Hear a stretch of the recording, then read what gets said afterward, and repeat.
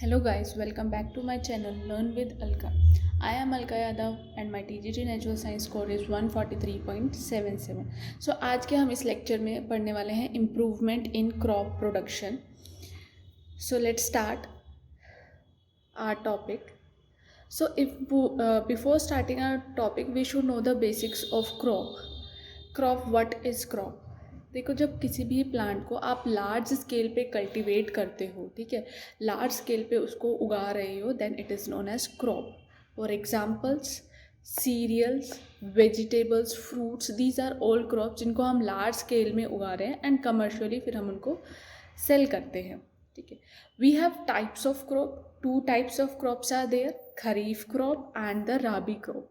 ठीक है, देखते हैं खरीफ क्रॉप क्या होती है. खरीफ क्रॉप वो क्रॉप है जिसको आप रेनी सीजन में उगाते हैं. ठीक है, रेनी सीजन में सो की जाती है, मतलब कि कौन से कौन से मंथ तक, जून से लेके सितंबर के मंथ तक ये आपकी क्रॉप रहती है. ठीक है, अगर हम राबी क्रॉप्स की बात करें तो इसको हम विंटर में सो करते हैं, विंटर में इसको उगाते हैं. इसका टाइम पीरियड कितना होता है, October to March. Examples kharif crop के paddy, maize, soybean, groundnut and cotton. ठीक है, देखो सोयाबीन को आप ऐसे कर सकते हो. सोयाबीन क्या होता है, प्रोटीन होता है, वॉर्म होता है. तो किस तरह से याद कर सकते हो, हमें वॉर्म की विंटर में ज़रूरत होती है, तो इसको हार्वेस्ट हम विंटर में करेंगे.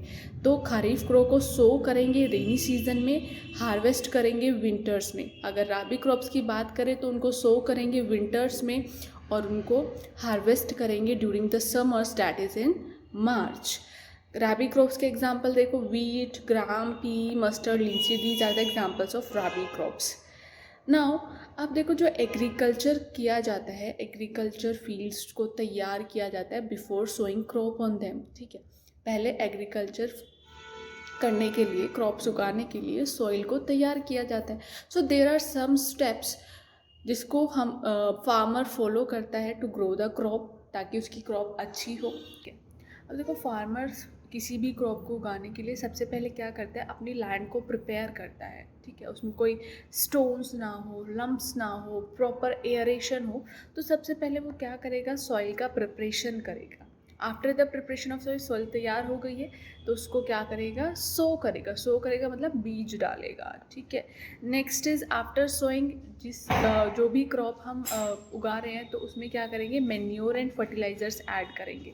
Next is after adding the manure and fertilisation, irrigation is done. Irrigation क्या, पानी देना. ठीक है, after that there are some unwanted plants in the field, तो उन अनवांटेड प्लांट से क्रॉप्स को बचाना. ठीक है, नेक्स्ट इज़ हार्वेस्टिंग. जब प्रॉपर क्रॉप ग्रो हो जाएगी तो हम उसको हार्वेस्ट करेंगे.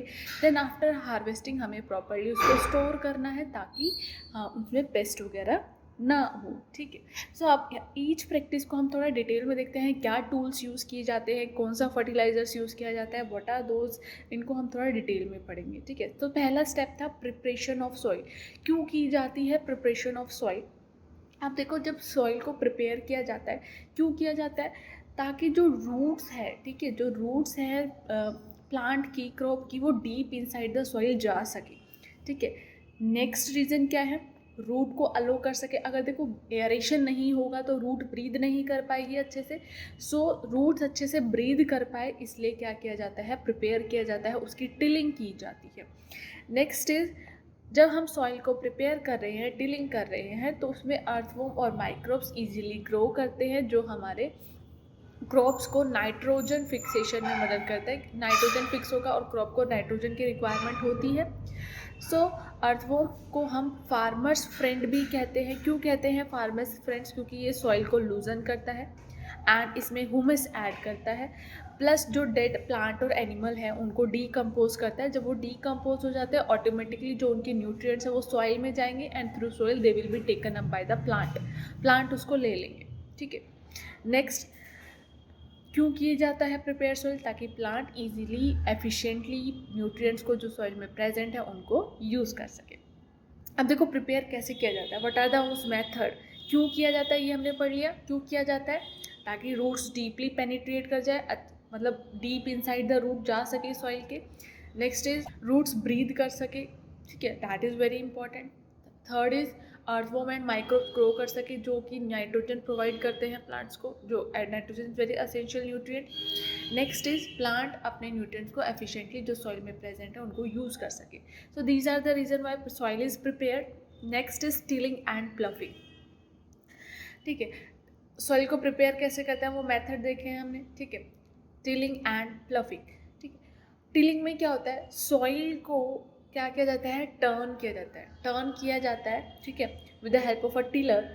ठीक है, एंड सॉइल को लूजन अप किया जाता है, लूज हो जाती है। ठीक है, किसकी मदद से किया जाता है, प्लफ एंड हो की मदद से किया जाता है, या फिर पहले तो प्लफ एंड हो यूज़ किए जाते थे, लेकिन अब हमारे पास मशीन्स वगैरह है, so cultivator is use nowadays. ठीक है, after that leveling is done with the help of leveler. Leveler की मदद से हेल्प की जाती है लेवल करने की। ठीक है, next step is sowing. Sowing क्या है, बीज को उगाना। ठीक है, बीज डालना, सो करना। किसकी मदद से किया जाता है, देखो हमारे पास पहले ट्रेडिशनल टूल्स थे, जब मशीन्स वगैरह नहीं हुई थी तो ट्रेडिशनल टूल्स का यूज़ कर सकते थे। उसमें क्या होता था, एक फनल अटैच होता था। ठीक है, एंड इस फनल जुड़ा हुआ होता था ऐसे ट्यूब्स से। ठीक है, यहाँ पे सीड्स डाले जाते थे।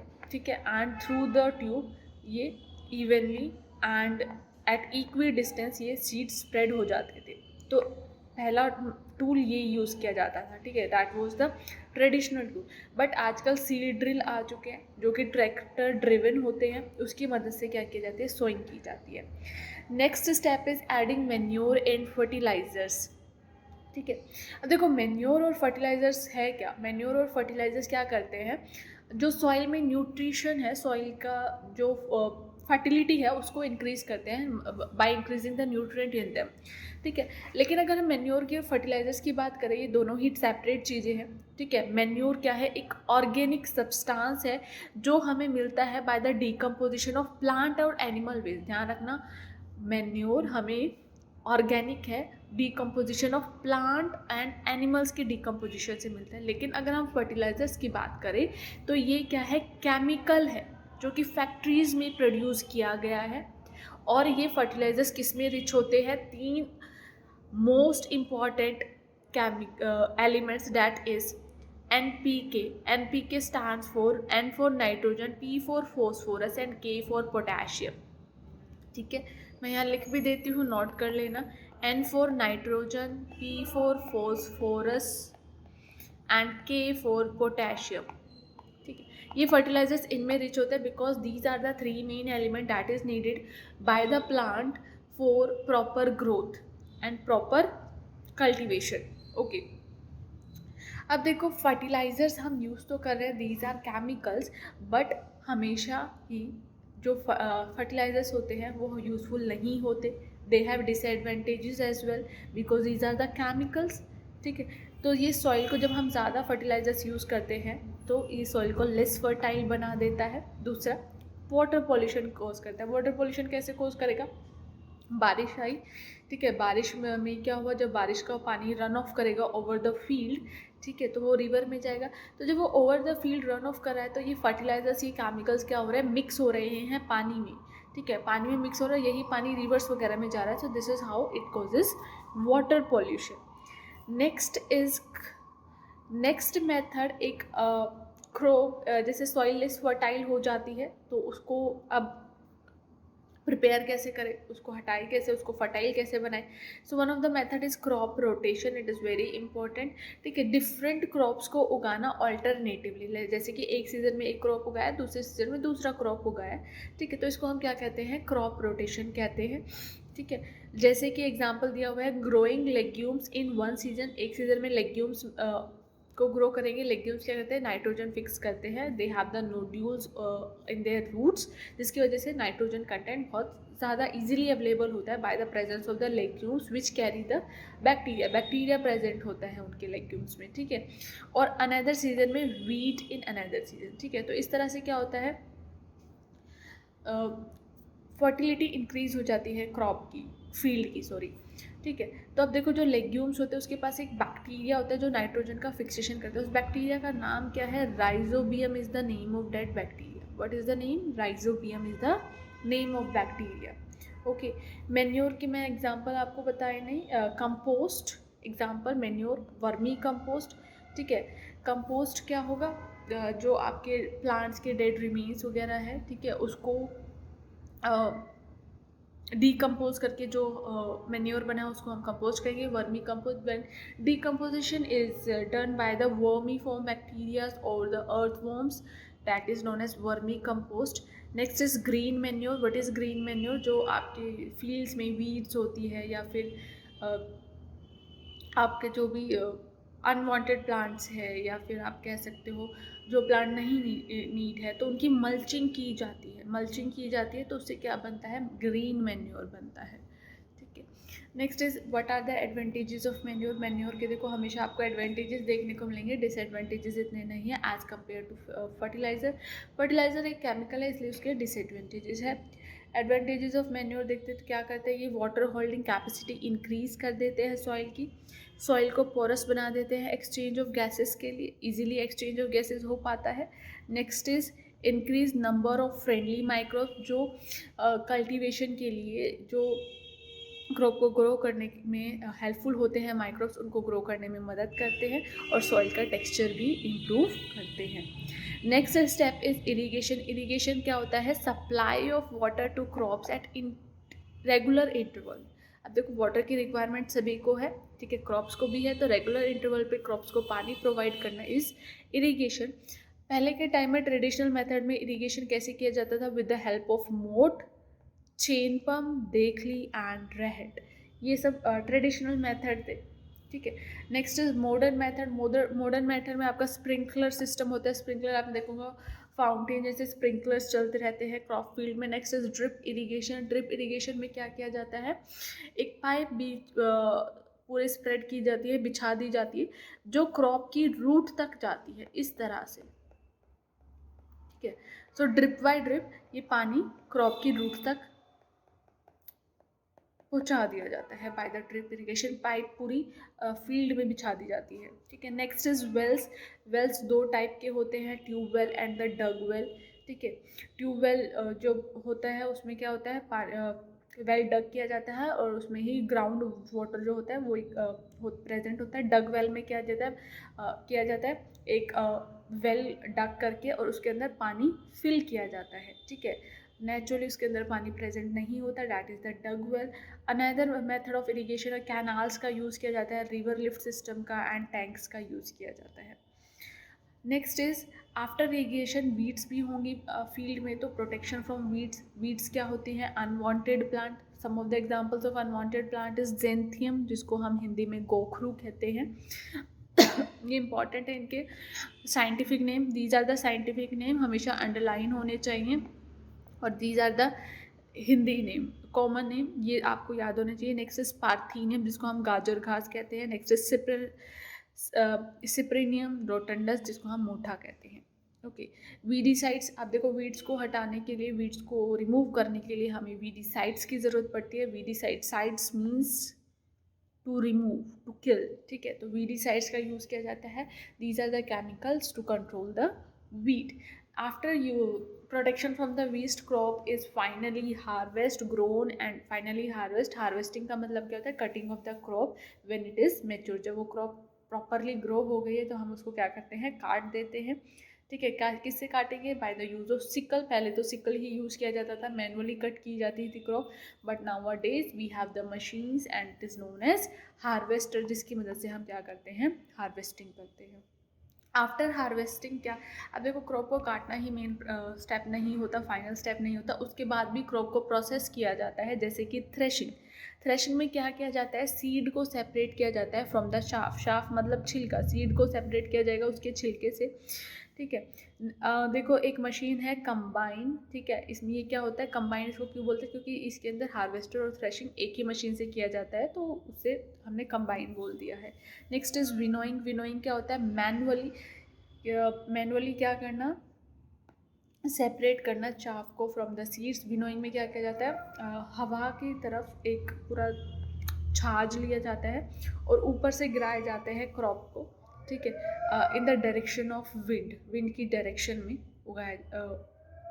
छाना जाता है, ठीक है। तो विनोइंग मैनुअली किया जाता था, लेकिन थ्रेशिंग क्या होता है? With the help of machine किया जाता है, okay. Next is storage. Storage after harvesting, after winnowing, after threshing, ठीक है, तो क्या किया जाएगा, सीड्स को स्टोर किया जाएगा जूट बैग्स में, ठीक है. अब देखो स्टोर तो कर रहे हो, लेकिन उससे पहले क्या करना होता है, लार्ज स्केल पर अगर आप स्टोर कर रहे हो तो उसमें कुछ कीड़ा वीड़ा ना लगे, तो उसको सबसे पहले क्या किया जाता है, अच्छे से सुखाया ड्राई किया जाता है, उसके बाद उसको स्टोर किया जाता है. जब स्टोर करते हैं तो उसमें भी हम क्या करते हैं, केमिकल्स या फिर कुछ टैबलेट्स वगैरह या फिर नीम लीव्स वगैरह डालते हैं, ताकि उसमें कीड़े वीड़े पेस्ट वगैरह ना लगे. तो अगर आप जूट बैग्स में स्टोर कर सकते हो. दूसरा, लार्ज स्केल पर अगर स्टोर करना है, then we have silos and granaries. Silos और ग्रेनरी लार्ज टैंक्स होते हैं इस तरह के, जिसके अंदर से स्टोर किए जाते हैं, ठीक है. नेक्स्ट, स्टोरेज में के टाइम पे फ्यूमिगेशन भी किया जाता है. फ्यूमिगेशन क्या होता है, केमिकल्स का यूज़ किया जाता है टू किल द पेस्ट, ताकि इजीली स्टोर हो सके, कोई पेस्ट वगैरह उसमें हमारी क्रॉप में, क्रॉप में ना लगे. ओके, अब देखो ये सब तो हमारा जनरल बातें थी. Now we will be leading to a most important topic, जहाँ से एक्चुअली में क्वेश्चंस आते हैं, ठीक है. नेक्स्ट इज क्रॉपिंग पैटर्न, ठीक है. क्रॉपिंग पैटर्न में आपका सबसे पहले आता है intercropping. What is this, intercropping. Intercropping का मतलब क्या है, ग्रोइंग टू और more crops simultaneously on the same field in a definite pattern. Intercropping का मतलब क्या है, एक ही टाइम पर दो या दो से ज़्यादा क्रॉप उगाना, ठीक है, in a definite pattern. In a definite pattern मतलब जैसे कि आप दो क्रॉप उगा रहे हो, एग्जाम्पल सोयाबीन एंड, एक लाइन सोयाबीन की, then maize, then soybean, then maize, soybean, then maize. एक डेफिनेट पैटर्न में एक फील्ड में दो से ज़्यादा या दो क्रॉप्स उगाना is known as intercropping. Examples are soybean and maize, finger millet जिसको हम बाजरा कहते हैं, एंड काउपी जिसको हम लोबिया कहते हैं. These are the example of intercropping. इन दो क्रॉप्स को आप सेम टाइम पर उगा सकते हो सेम फील्ड में. Next is crop rotation. Crop rotation क्या होता है, सीजन में आप चेंज कर रहे हो क्रॉप, ठीक है. Growing of different crop on a piece of land in pre plant succession. मतलब इस सीज़न आपने कोई क्रॉप उगाई है, नेक्स्ट सीज़न आप दूसरी को, जैसे हमने एग्जांपल पढ़ा था, इस सीज़न में आपने लेग्यूम्स उगा लिया, तो नेक्स्ट सीज़न में आप वीट. सो एक डेफिनेट सक्सेशन में, एक प्री प्लांट सक्सेशन में आपको क्रॉप्स उगानी होती है, ठीक है, डिफरेंट क्रॉप. जिससे क्या होता है, सॉइल की फर्टिलिटी मेंटेन रहती है, बिकॉज डिफरेंट क्रॉप के लिए तो जो न्यूट्रिएंट रिक्वायरमेंट होगी वो डिफरेंट होगी, डिफरेंट कॉन्सेंट्रेशन में उनको न्यूट्रिएंट्स चाहिए होता है. इसलिए क्रॉप रोटेशन क्या करता है, सॉइल की फर्टिलिटी को इंक्रीज करता है और न्यूट्रिएंट्स गेन करने में मदद करता है. Next we have cropping pattern, ये हो गए. Next we have what is animal husbandry, ठीक है. अब देखो जो साइंटिफिक मैनेजमेंट होता है लाइफ स्टॉक का मतलब जैसे कैटल हो गया आपका, ठीक है, पोल्ट्री फार्म्स हो गए, ये सब क्या होते हैं, एनिमल हस्बेंड्री में आ जाते हैं, ठीक है. एनिमल हस्बेंड्री में फीडिंग करते हैं, एनिमल को फीड करेंगे, ब्रीड करेंगे, एंड इनका डिजीज़ कंट्रोल करते हैं, that comes under the animal husbandry.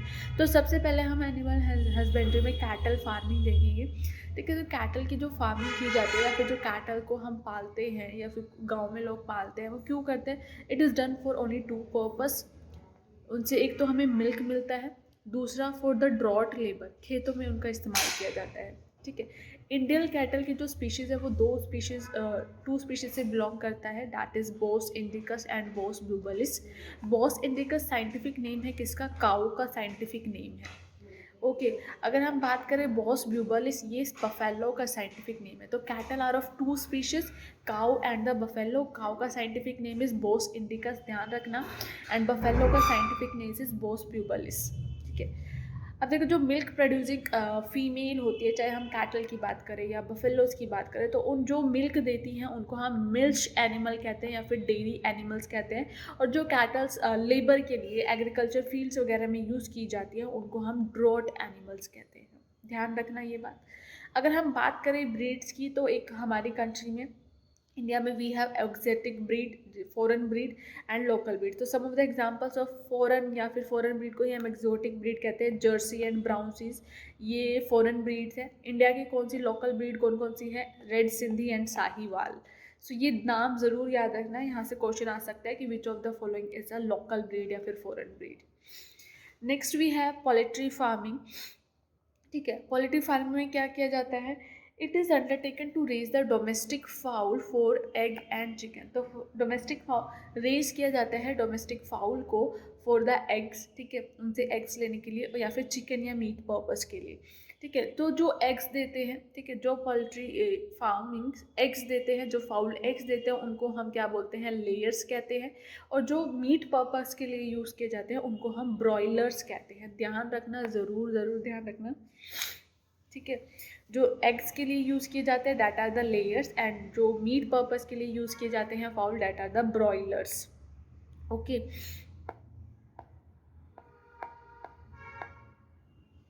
Next is इनकी भी foreign breed, leghorn is the foreign breed, ठीक है। Leghorn is the foreign breed and Indian breed में आपका असील आ जाएगा, तो ब्रीड के नाम ज़रूर याद रखना। नेक्स्ट इज फिश प्रोडक्शन, ठीक है। एक चीप सोर्स का एनिमल प्रोटीन है, प्रोटीन हमारी बॉडी को बहुत ज़्यादा मतलब चाहिए होता है, तो cheap source of animal protein is fish. तो जो फिशिंग की जाती है that can be capture fishing और कल्चर फिशरी, ठीक है। कैप्चर फिशिंग जैसे कि नेचुरल रिसोर्सेज से कैप्चर करना फिश को, that is the capture fishing. Culture fishing मतलब फिश फार्मिंग, फिश को मैन मेड पॉन्ड या फिर लेक्स में क्या करते हैं, उनको कल्चर कराते हैं, ब्रीड कराते हैं, that is the culture fishery. तो सबसे पहले जो कैप्चर फिशिंग होती है उसमें हम मरीन से भी कर सकते हैं, that is from the marine, that is ocean वगैरह से भी हम फिश को कैप्चर कर सकते हैं, तो उसको हम मरीन फिशरी कहेंगे, ठीक है। Marine fish are caught by locating the large school of fish using the satellites and the echo sounders. तो मरीन जो है वो ओशन है, इट इज़ वेरी लार्ज, तो उसको हम कैसे उसको लोकेट करेंगे कि फिशेज़ हमें कहाँ पे मिलेगी, तो उसको लोकेट करने के लिए सेटेलाइट्स और इको साउंडर्स का यूज़ किया जाता है, जहाँ पे आप उससे पता चल जाता है where is the large number of fish can be found. Examples of some marine fishes pomfret, mackerel, tuna, sardines, Bombay duck, mullets, bhetki, shellfish. Shellfish में आपके प्रॉन्स आ जाते हैं, म्यूसल्स एंड द ऑयस्टर्स। जो ऑयस्टर्स है इनको कल्टिवेट भी किया जाता है for the pearl, because they produce pearl, they are used in pearl making industry. तो पर्ल्स इन्हीं से बनते हैं, हमारे ऑयस्टर्स से ही, तो ज़रूर ध्यान रखना, ये pearl are made from the oysters. Next is what is mariculture. Culturing of fish is known as mariculture. Inland fishery, ठीक है। इनलैंड फिशरी में जो वाटर रिसोर्स होगा वो कोई ओशन नहीं होगा, it will be canal, ponds, river, तो इसको हम कहते हैं इनलैंड फिशरी, ठीक है। कंपोजिट फिश कल्चर सिस्टम, देखो इसमें क्या होता है, इसमें both local and imported fishes are breeded, ठीक है। In such system composite fish में लोकल भी होगी और एक्सोटिक भी होगी, फॉरेन ब्रीड्स भी होंगी, उनको साथ में कल्चर किया जाता है, ठीक है। फॉर एग्जाम्पल कटलास, रोहू, मृगल्स, इनको हम अगर हम साथ में हम इनको कल्चर करते हैं then it will be known as composite fish culture system. Because जो अब देखो क्यों, जो कंपोजिट फिश कल्चर हम उन्हीं फिशेस में कर सकते हैं जो आपस में कॉम्पीट नहीं कर रही है, आपस में कॉम्पीट नहीं कर रही है, तो उससे क्या होगा, एक दूसरे को हार्म भी नहीं करेंगी। जैसे फॉर एग्जांपल जो कटलास है वो सरफेस फीडर है, वो सरफेस पे रहेगी, रोहूज आर मिडल जोन में रहती है, मृगल्स एंड कॉमन का बॉटम फीडर है, वो बॉटम पे रहेंगे, ठीक है। दे ग्रास का फीड्स ऑन द वीड्स। तो अगर हम इनको साथ में करते हैं तो no one will compete with each other because of their different feeding habit in different zone में ये फीड करते हैं। तो this was all about fishery. Next is bee keeping. Bee keeping में क्या होता है, बी हाइव को कल्चर करना फॉर द हनी, ठीक है। तो जो लोग इसमें आपसे क्वेश्चन क्या पूछा जाएगा, बी कीपिंग सभी को पता है, इसको हम बी कीपिंग को हम एपीकल्चर कहते हैं। क्या कहते हैं, एपीकल्चर।